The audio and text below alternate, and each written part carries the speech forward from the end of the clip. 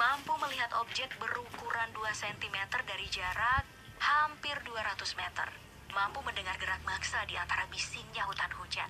Meski sarangnya selalu berada di ketinggian 43 meter di atas tanah. Terbang dengan kecepatan hingga 80 km per jam saat berburu. Dan yang paling hebat adalah dia bisa menunggu hingga 23 jam untuk menyambar mangsanya. Kekuatan, kecepatan, dan kesabaran elang harpy adalah ancaman besar bagi penghuni hutan hujan.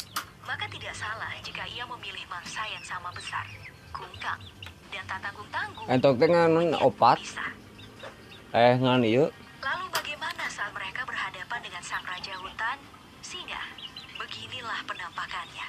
Elang emas bertarung dengan singa, 1 lawan 1 di daratan tanpa penerbangan. Terlihat singa tampak ketakutan dan elang tidak patah semangat.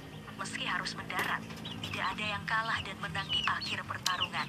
Tapi tontonan ini adalah pembuktian kekuatan sang penerbang kita.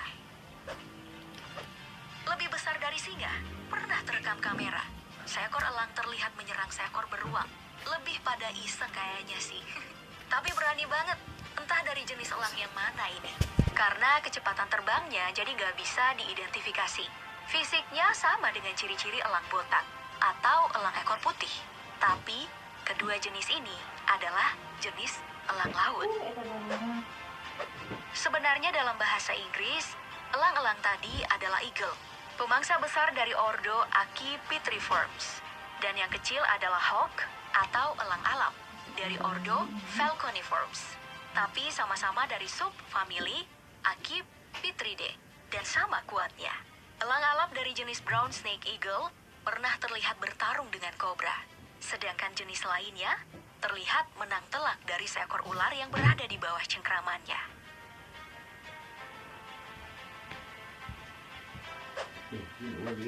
Apalagi jika mereka berada di wilayah kekuasaannya nih, di udara, tempat mereka menghabiskan hari-hari.